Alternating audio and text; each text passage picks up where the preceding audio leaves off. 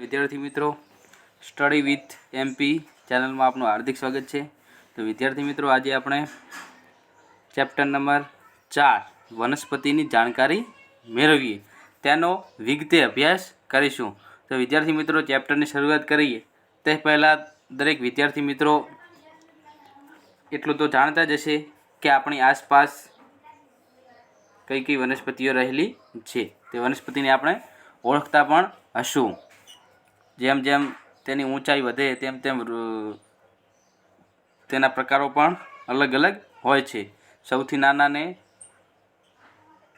છોડ કહેવાય, તેનાથી મોટાને ક્ષુપ કહેવાય અને સૌથી મોટા વનસ્પતિને શું કહેવાય? વૃક્ષ. એમ 3 ભાગમાં ડિવાઈડ થયેલ છે ઊંચાઈના આધારે. એક છે સૌથી નાના છોડ, એનાથી મોટા ક્ષુપ અને સૌથી મોટા વૃક્ષ. અને એવી કેટલીક વનસ્પતિઓ છે જે વેલા સ્વરૂપે રહેલી હોય છે. વેલા સ્વરૂપે તેને ભૂપ્રસારી પણ કહેવાય છે. ભૂપ્રસારી. વિદ્યાર્થી મિત્રો, વેલાથી તો દરેક જણ માહિતગાર હશે જ કે વેલાવાળી વનસ્પતિ કોઈ પણ આધારને લઈ અને ઊંચે ચડે છે. અને વિદ્યાર્થી મિત્રો, દરેક વનસ્પતિના ભાગ વિશે પણ તમે પરિચિત છો કે વનસ્પતિને મુખ્ય 4 ભાગમાં વિભાજિત કરવામાં આવે છે. એક તો મૂળ, પછી એનાથી ઉપર પ્રકાંડ અને પર્ણ અને પુષ્પ. આ 4 વનસ્પતિના ભાગો છે. ચાલો વિદ્યાર્થી મિત્રો, હવે આપણે એક ફ્લો ચાર્ટની મદદથી વનસ્પતિના વિવિધ પ્રકારો અંગો વિશે માહિતી મેળવીએ. ચલો વિદ્યાર્થી મિત્રો, અહીં આપણને વનસ્પતિના પ્રકારો આપેલા છે કે છોડ, ક્ષુપ, વૃક્ષ, ભૂપ્રસારી અને વેલા. ભૂપ્રસારી એટલે કે જે જમીન પર પથરાયેલા હોય વેલા, જેમ કે તરબૂચ, શકરટેટી વગેરે ભૂપ્રસારી છે, એટલે કે જમીન પર પથરાયેલ એટલે વેલા. વેલા એ કોઈ પણ આધાર લઈ અને તેના પર ઊંચે ચડે છે, જેમ કે ગિલોડી વગેરે, તુરિયા, પછી કંકોડા વગેરે વેલાઓ ઊંચા ચડે છે. વિદ્યાર્થી મિત્રો, છોડ, ક્ષુપ અને વૃક્ષ વિશે તો આપણે આગળ ભણી ચૂક્યા કે તેના ઊંચાઈના આધારે તેના આ પ્રકારો 3 પડે છે. હવે તેના અંગો કયા કયા છે? તો પ્રકાંડ, પર્ણ, મૂળ અને પુષ્પ એ તેના 4 અંગો છે.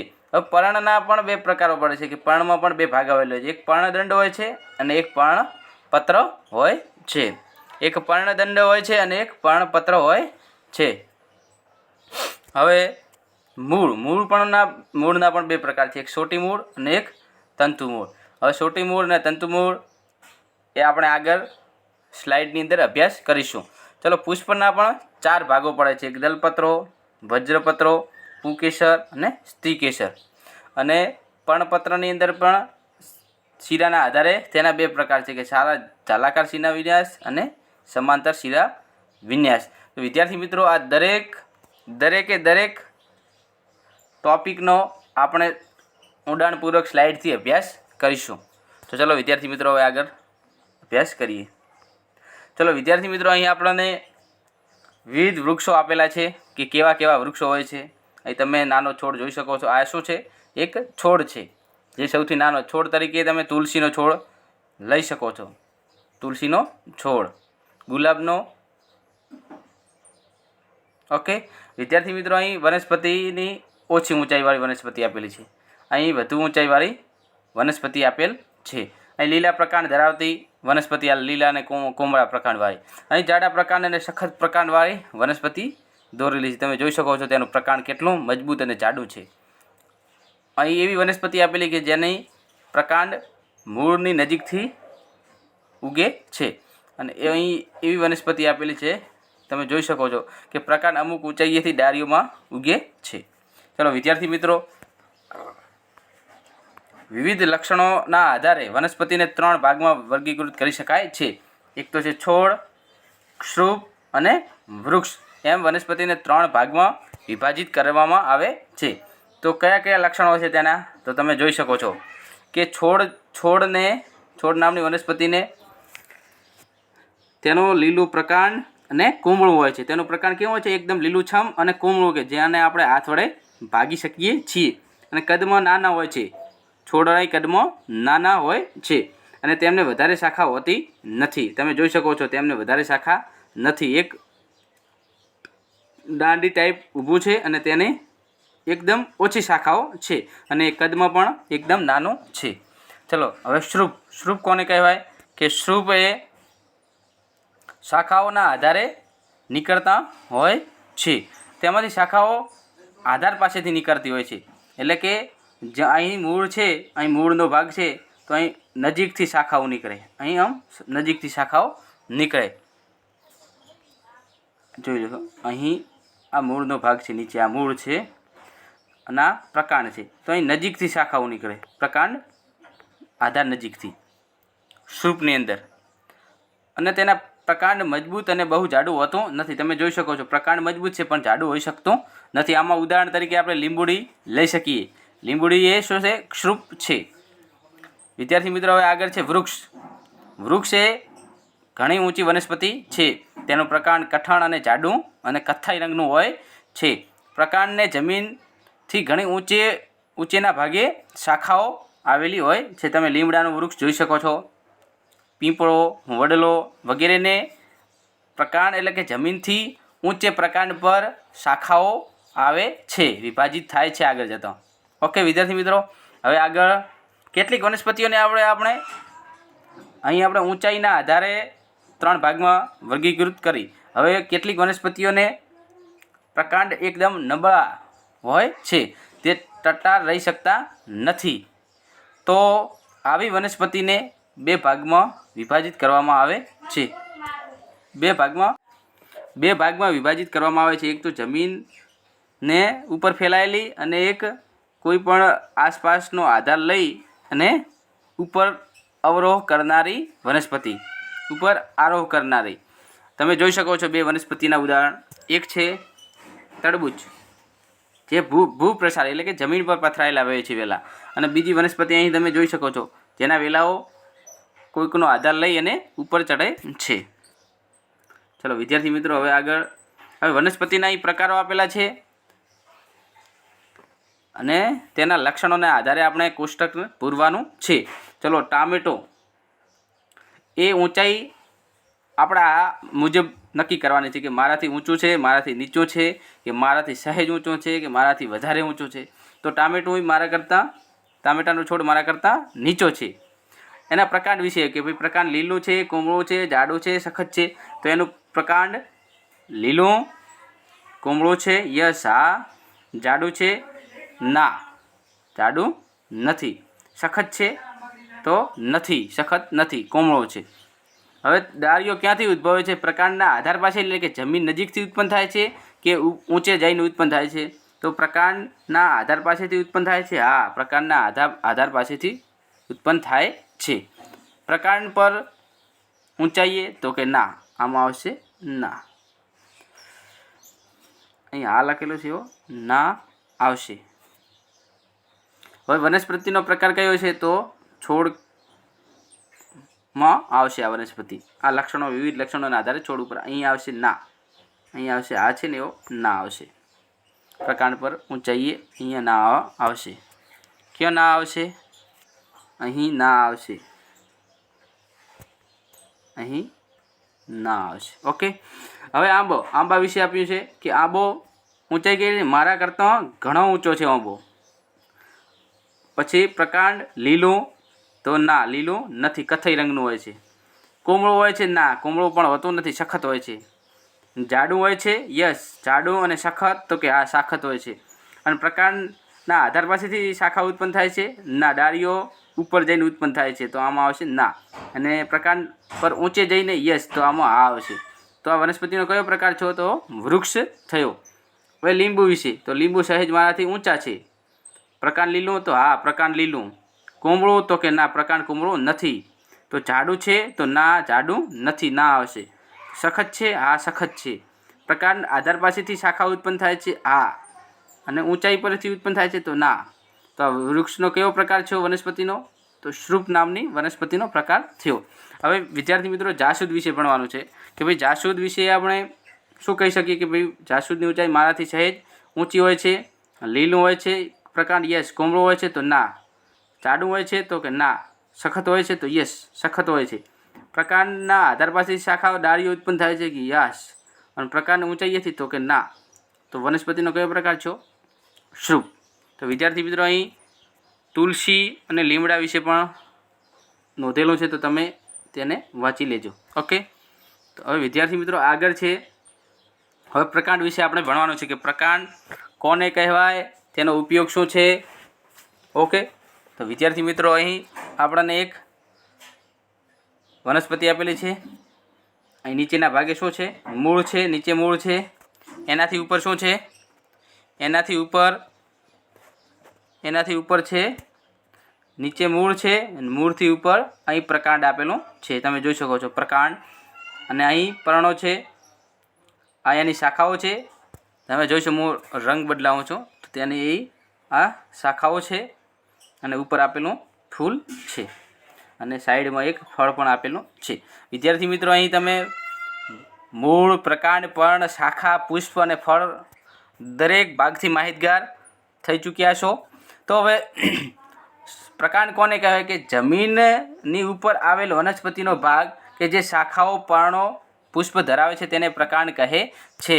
વિદ્યાર્થી મિત્રો જમીનથી ઉપર આવેલો વનસ્પતિનો ભાગ કેવો કે જમીનથી ઉપર આવેલો વનસ્પતિનો ભાગ કે જે શાખાઓ, એટલે કે અહીં શાખાઓ ધરાવે છે, પર્ણો પણ ધરાવે છે, પુષ્પ પણ ધરાવે છે અને ફળ પણ ધરાવે છે, તેને શું કહે છે? પ્રકાંડ કહે છે. વિદ્યાર્થી મિત્રો એ પ્રકાંડની વ્યાખ્યા તમે નોંધી લેજો. હવે વિદ્યાર્થી મિત્રો આગળ છે, હવે તેનો ઉપયોગ શું પ્રકાંડનો વનસ્પતિની અંદર? તો વનસ્પતિને ટટ્ટાર રહેવા માટે આધાર આપે છે. વનસ્પતિને ટટ્ટાર રહેવું હોય તો પ્રકાંડની જરૂર પડે છે. ચલો, વેલાઓની અંદર પ્રકાંડ ટટ્ટાર હોતો નથી એટલે તે આધારની જરૂર પડે છે અથવા જમીનને સમતલ પથરાઈ જાય છે. વિદ્યાર્થી મિત્રો પ્રકાંડ, બીજો પ્રકારનો ઉપયોગ છે કે પર્ણને સૂર્યપ્રકાશ મળે તે રીતે ગોઠવે છે. વિદ્યાર્થી મિત્રો દરેક પર્ણને સૂર્યપ્રકાશ મળી રહે તે માટે પ્રકાંડ તેમને યોગ્ય રીતે ગોઠવે છે. ચલો, ત્રીજું કાર્ય શું છે કે મૂળ દ્વારા શોષાયેલ પાણી અને ખનિજ ક્ષારોનું શાખાઓ અને પર્ણો સુધી વહન કરે છે. વિદ્યાર્થી મિત્રો અહીં મૂળ દ્વારા જે પાણી અને ખનિજ ક્ષારો શોષાય છે તેને વનસ્પતિના વિવિધ ભાગો તરફ, એટલે કે પર્ણો, શાખાઓ અને વિવિધ ભાગો તરફ લઈ જાય છે, વહન કરે છે. તો વિદ્યાર્થી મિત્રો તમને પ્રશ્નમાં પૂછાય કે પ્રકાંડના ઉપયોગો શું છે, તો અહીં તમે આ 3 ઉપયોગો લખી શકો છો. ચલો વિદ્યાર્થી મિત્રો અહીંયા આપણે એક પ્રયોગ કરવાનો છે કે વનસ્પતિની અંદર પ્રકાંડ કેવી રીતે પાણીનું અને ખનિજ ક્ષારોનું વહન કરે છે. તો વિદ્યાર્થી મિત્રો એક ડાળીનો આડો છેદ લેવાનો છે. એક વનસ્પતિની ડાળીનો આડો છેદ લઈ અને તેને લાલ રંગ ધરાવતા પાણીની અંદર, બીકરની અંદર, લાલ રંગના પાણી ધરાવતું બીકર છે તેની અંદર તે વનસ્પતિની ડાળીનો આડછેદ મૂકવાનો છે. થોડો સમય પસાર થવા દેતો પછી તમે તેના આડોછેદ લઈ, વનસ્પતિના પ્રકારનો આડોછેદ લઈ તમે માઇક્રોસ્કોપની મદદથી જોતા તમને ત્યાં લાલ લાલ રંગની ગોળાકાર રચનાઓ જોવા મળે છે. તે પ્રકાંડની અંદર વાહિકાઓ દર્શાવે છે, જે પ્રકાંડની અંદર આ પાણી અને ખનિજ ક્ષારોનું વહન કરે છે. તમે અહીંથી જોઈ શકો છો. ઓકે વિદ્યાર્થી મિત્રો, હવે આગળ છે, હવે તમે વિદ્યાર્થી મિત્રો પર્ણ વિશે આપણે સમજવાનું છે કે પર્ણ ભાગ કયા કયા છે પર્ણના. ઓકે, તો વિદ્યાર્થી મિત્રો અહીં તમે પર્ણ વિશે જોઈ શકો છો કે પર્ણ 3 ભાગમાં વહેંચાયેલો હોય છે: પર્ણદંડ, પર્ણપત્ર અને પર્ણતલ. તો વિદ્યાર્થી મિત્રો પર્ણપત્ર કોને કહેવાય કે જે લીલો ભાગ હોય છે પર્ણનો તેને શું કહેવાય છે? પર્ણપત્ર. અને પર્ણતલ કોને કહેવાય છે? તો વિદ્યાર્થી મિત્રો પર્ણ જે જગ્યાએથી પ્રકાંડ સાથે જોડાયેલું એને પર્ણતલ કહેવાય છે. વિદ્યાર્થી મિત્રો અહીં તમે જોઈ શકો છો કે અહીં એક આ પ્રકાંડ છે. હવે પ્રકાંડની જે જગ્યા અહીંથી પર્ણ જોડાય છે તેને શું કહેવાય છે? પર્ણપત્ર. અને જે અહીં પર્ણનો ભાગ આવેલો છે એને શું કહેવાય છે? પર્ણપત્ર. અને અહીં પર્ણતલ કહેવાય છે. જે જગ્યાએથી જોડાયેલું એને પર્ણતલ અને પાછળના ભાગને શું કહેવાય છે? પર્ણપત્ર. અને પર્ણપત્ર અને પર્ણતલને જોડતો ભાગને શું કહેવાય છે? પર્ણદંડ. આ દાંડી જેવા ભાગને શું કહેવાય છે? પર્ણદંડ. વિદ્યાર્થી મિત્રો, તમે આ પર્ણનો તમારી આજુબાજુની વનસ્પતિમાંથી અભ્યાસ કરી શકો છો. તેના વિવિધ ભાગો તમને ત્યાંથી જોવા મળશે. તો વિદ્યાર્થી મિત્રો, પર્ણ જે ભાગથી પ્રકાંડ સાથે જોડાયેલો એને પર્ણદંડ કહેવાય છે. શું કહેવાય છે? પર્ણદંડ કહેવાય છે. ચલો જોઈ શકો છો પર્ણતલ, પર્ણદંડ અને પર્ણપત્ર. ઓકે વિદ્યાર્થી મિત્રો, હવે આપણે આગળ ભણશું કે પર્ણની અંદર શિરાઓ આવેલી હોય છે. જે વચ્ચે આવેલી મુખ્ય શિરાને શું કહેવાય છે? મધ્ય શિરા કહે છે. અને આજુબાજુ નાની નાની શિરાઓ આવેલી હોય છે. પર્ણની ઉપર આવેલી આ રેખાઓને શું કહે છે? શિરા કહે છે. હવે આ મધ્યમાં આવેલી જાડી શિરાને મધ્ય શિરા કહે છે. વિદ્યાર્થી મિત્રો, આ શિરાની ગોઠવણીને આધારે પર્ણની અંદર બે પ્રકારના વિન્યાસ સર્જાય છે. ચલો વિદ્યાર્થી મિત્રો, તો કયા કયા? તો કે પર્ણની સપાટી પર શિરાઓની ગોઠવણીને શિરા વિન્યાસ કહે છે. પર્ણની જે સપાટી છે તેમાં અહીં શિરાઓની ગોઠવણીને તેનો શિરા વિન્યાસ કહે છે.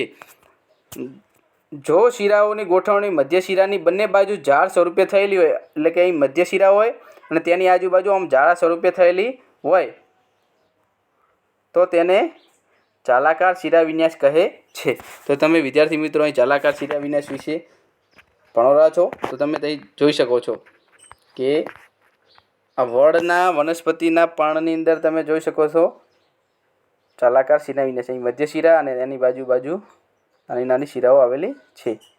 અને અહીં શેતરુઈનું પર્ણ છે, તેમાં પણ જોઈ શકો છો ચાસુદમું. આ શું છે? બંને ચાલાકાર શિરા વિન્યાસ છે. ચલો વિદ્યાર્થી મિત્રો, હવે આગળ બીજો શિરા વિન્યાસ છે સમાંતર શિરા વિન્યાસ. કયો વિન્યાસ? સમાંતર શિરા વિન્યાસ. જે પર્ણની અંદર શિરાઓ મધ્ય શિરાને સમાંતર, એટલે કે જે મધ્ય શિરા હોય તેને આવી રીતે સમાંતર આવેલી હોય, તો આવા શિરા વિન્યાસને શું કહેવાય? સમાંતર શિરા વિન્યાસ કહે છે. કયો શિરા વિન્યાસ? સમાંતર શિરા વિન્યાસ. અહીં તમે ઘાસ અને મકાઈની અંદર જોઈ શકો છો. અહીં મધ્ય શિરા છે, અહીં મધ્ય શિરા છે, અને મધ્ય શિરાની આજુબાજુ નાની નાની શિરાઓ આવી રીતે સીધી લીટીમાં આવેલી હોય છે, જેને શું કહેવાય? સમાંતર શિરા વિન્યાસ. આવી રીતે સમાંતર શિરા વિન્યાસ. ઓકે વિદ્યાર્થી મિત્રો, તો આ પર્ણની અંદર આવેલા બંને શિરા વિન્યાસ વિશે માહિતી મળી ગઈ છે. એક છે ચાલાકાર શિરા વિન્યાસ અને બીજો છે સમાંતર શિરા વિન્યાસ. હવે વિદ્યાર્થી મિત્રો, પર્ણનું કાર્ય શું છે? તો પર્ણનું કાર્ય મુખ્ય બે છે. એક તો શ્વસન, એટલે કે ઓક્સિજન એન્ટર થવો અને કાર્બન ડાયોક્સાઇડ બહાર કાઢવો, એટલે શ્વસનની ક્રિયામાં પણ મદદ કરે છે. અને બાષ્પસર્જનની ક્રિયામાં એટલે કે વધારે પડતું પાણી વનસ્પતિની અંદરથી પર્ણ દ્વારા ગુમાવવાની ક્રિયાને શું કહેવાય છે? બાષ્પસર્જનની ક્રિયા કહે છે. તે પણ પર્ણ કરે છે. અને બીજી છે પ્રકાશ સંશ્લેષણની ક્રિયા દ્વારા વનસ્પતિમાં ખોરાક બનાવે છે. કોણ બનાવે છે? પર્ણ દ્વારા ખોરાક બનાવવામાં આવે છે. તો વિદ્યાર્થી મિત્રો, અહીં પર્ણના બે કાર્યો છે. ચલો વિદ્યાર્થી મિત્રો, હવે આપણે પર્ણની અંદર એક પ્રવૃત્તિ કરશું કે પર્ણની અંદર સ્ટાર્ચની હાજરી, એટલે કે ખોરાક બનાવે છે પર્ણ કે નહીં. તો પર્ણની અંદર સ્ટાર્ચની કસોટી કર્યા પછી એક પર્ણને આપણે કાળા કાપડથી ઢાંકી દઈશું અને એક પર્ણને બીજા પર્ણોને ખુલ્લા રાખશું.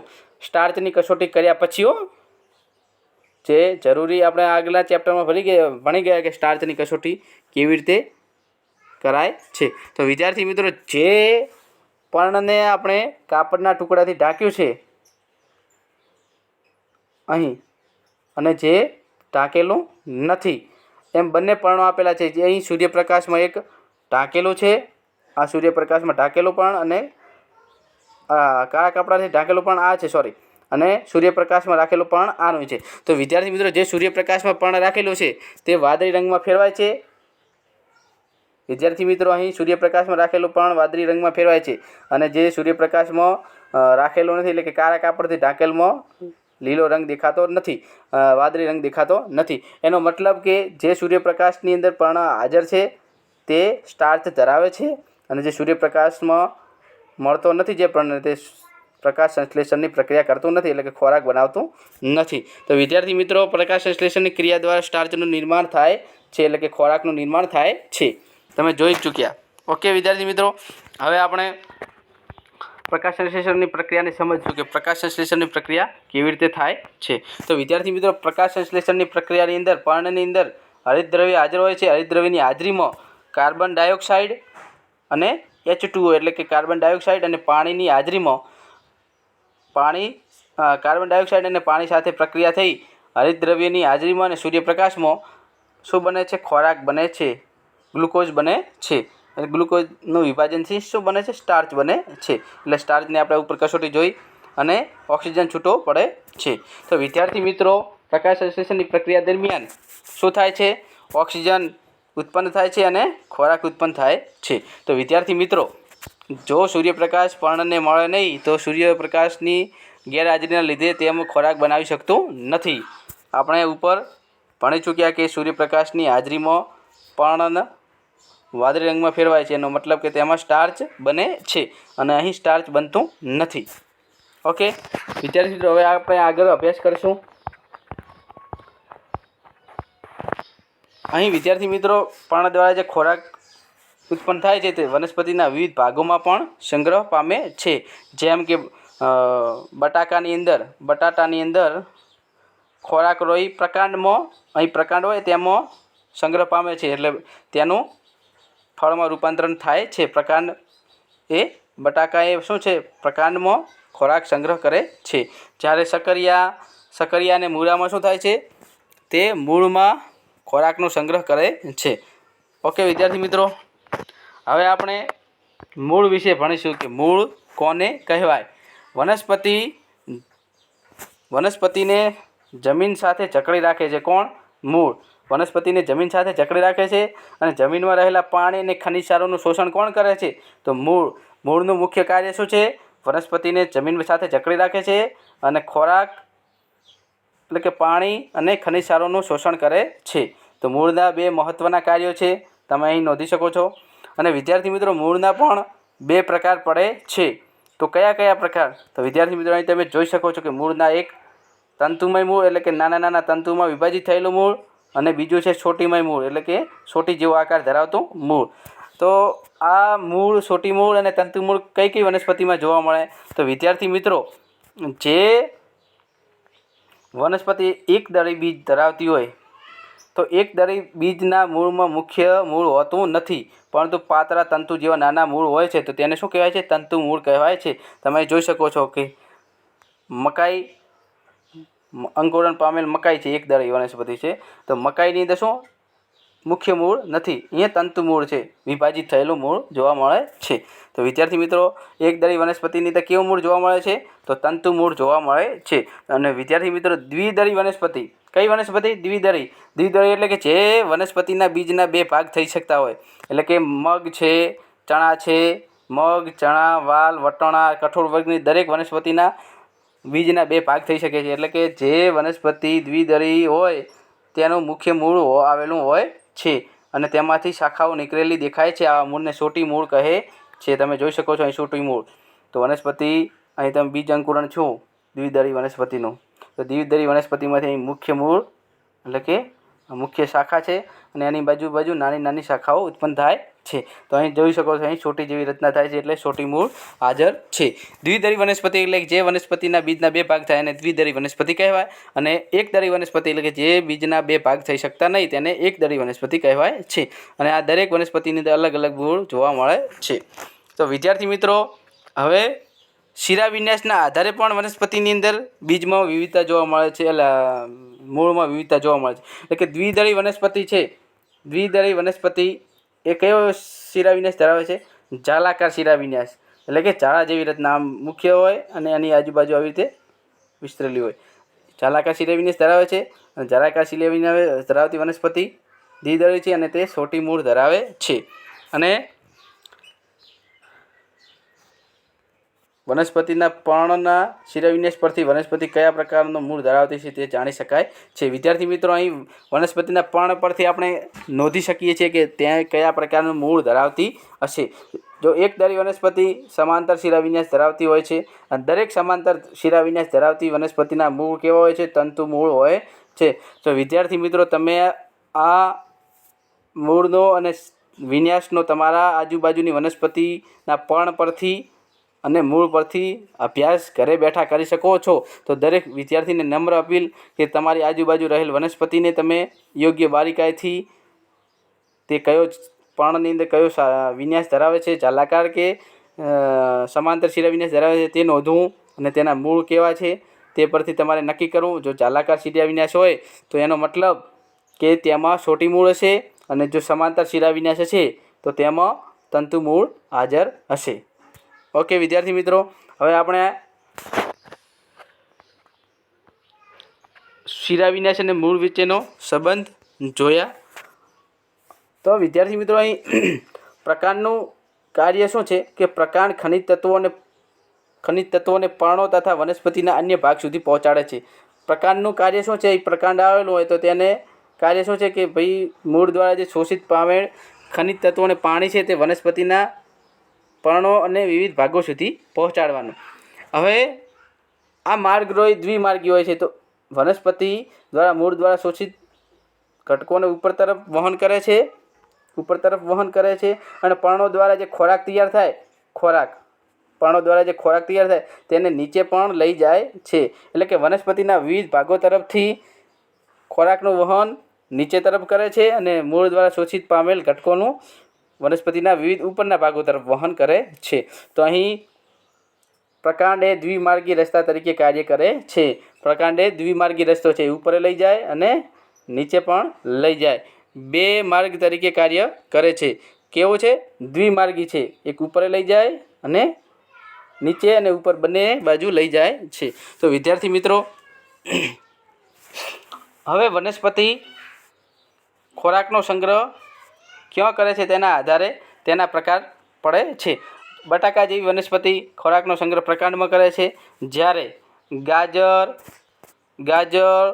મૂળા, શકરિયું, સાબુદાણા, ડહાલિયા, સલગમ વગેરે વનસ્પતિ ખોરાકનો સંગ્રહ મૂળમાં કરે છે. ઓકે વિદ્યાર્થી મિત્રો, તો આ ઉપરાંત તમે ખોરાક સંગ્રહ કરતી વનસ્પતિના અન્ય ભાગોનો પણ આપણે અભ્યાસ કરી ચૂક્યા કે પર્ણમાં પણ કેટલીક વનસ્પતિઓ ખોરાકનો સંગ્રહ કરતી હોય છે. ઓકે વિદ્યાર્થી મિત્રો, તો હવે આપણે વનસ્પતિના મૂળ, પ્રકાંડ અને પર્ણ વિશે અભ્યાસ કરી ચૂક્યા. તો હવે વનસ્પતિનો છેલ્લો અંગ અને ખૂબ જ મહત્ત્વનો અંગ પુષ્પ વિશે અભ્યાસ કરવાનો છે. તો વિદ્યાર્થી મિત્રો, પુષ્પ એ વનસ્પતિનો પ્રજનન અંગ છે કે જેના લીધે તેમાંથી ફળ ઉત્પન્ન થાય છે. જો વનસ્પતિની અંદર પુષ્પ આવેલું ના હોય તો તે વનસ્પતિ ફલનની પ્રક્રિયા કરી શકતી નથી અને તેમાંથી ફળ ઉત્પન્ન થતું નથી. તો વિદ્યાર્થી મિત્રો, વનસ્પતિનો ખૂબ જ મહત્ત્વનો અને સુંદર ભાગ શું છે? પુષ્પ છે.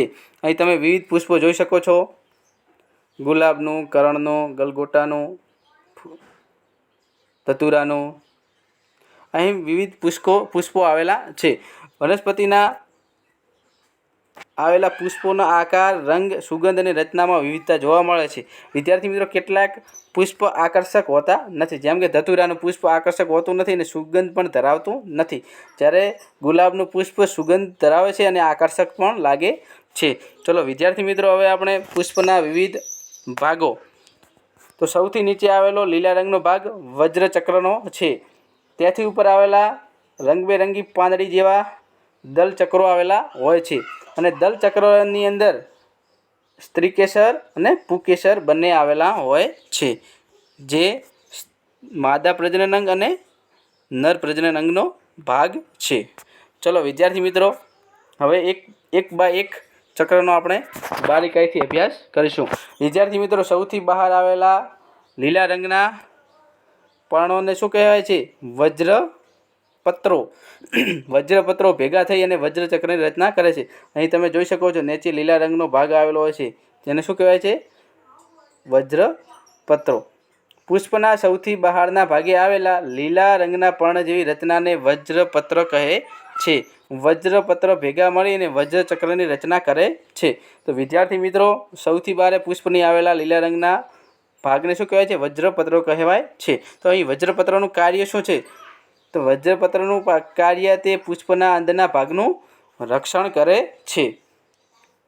અને પુષ્પ જ્યારે કળી સ્વરૂપમાં હોય ત્યારે આપણે વજ્રપત્રો સ્પષ્ટ જોઈ શકીએ છીએ. તમે અહીં જોઈ શકો છો કે કળી સ્વરૂપે પુષ્પ હોય ત્યારે તેમાં વજ્રપત્રો કેવી રીતે બારે રક્ષણનું કાર્ય કરે છે. ચલો વિદ્યાર્થી મિત્રો, હવે વજ્રપત્રો પછી આવશે દલપત્રો. તો દલપત્રો વનસ્પતિની અંદર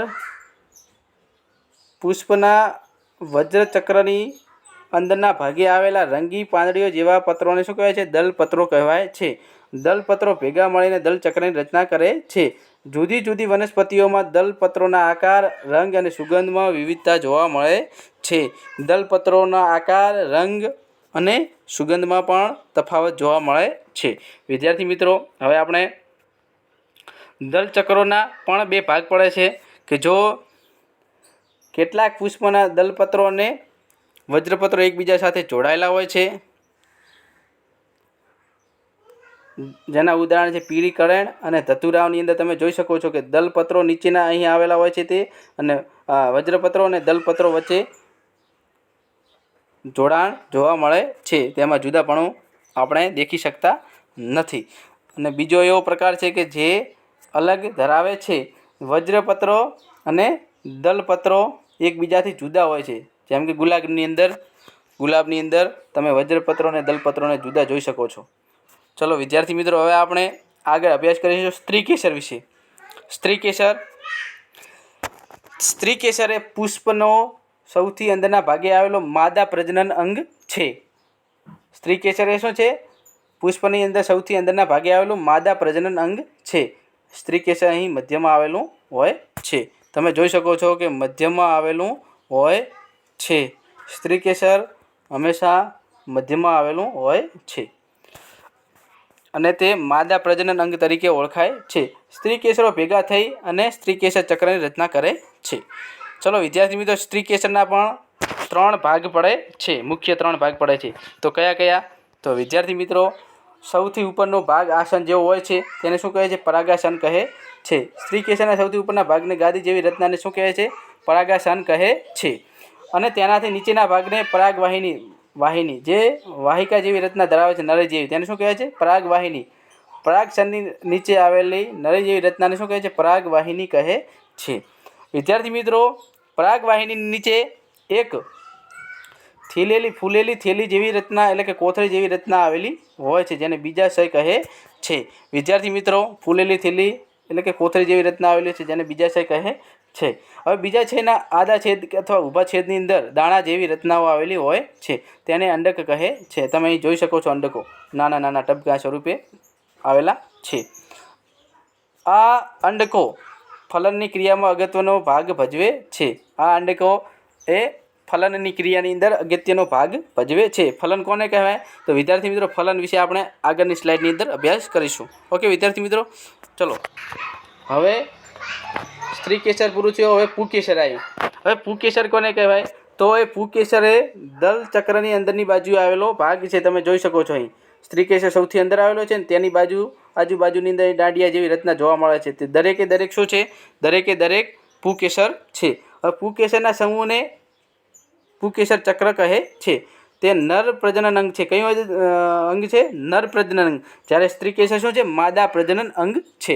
હવે વિદ્યાર્થી મિત્રો, પુંકેસરના પણ બે ભાગ પડે છે.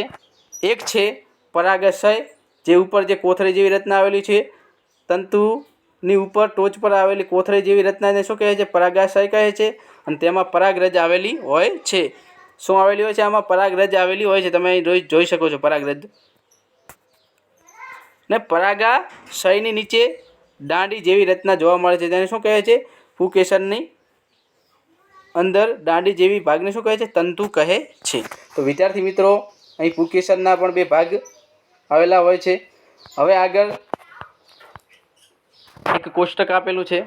કોષ્ટકની અંદર પુષ્પ આપેલું છે અને પુષ્પની અંદર દલપત્રોની સંખ્યા, વજ્રપત્રોની સંખ્યા, વજ્રપત્રો જોડાયેલા છે કે જુદા જુદા છે, પુંકેસર મુક્ત છે કે પાંખડી સાથે જોડાયેલ છે, સ્ત્રીકેસર હાજર કે ગેરહાજર.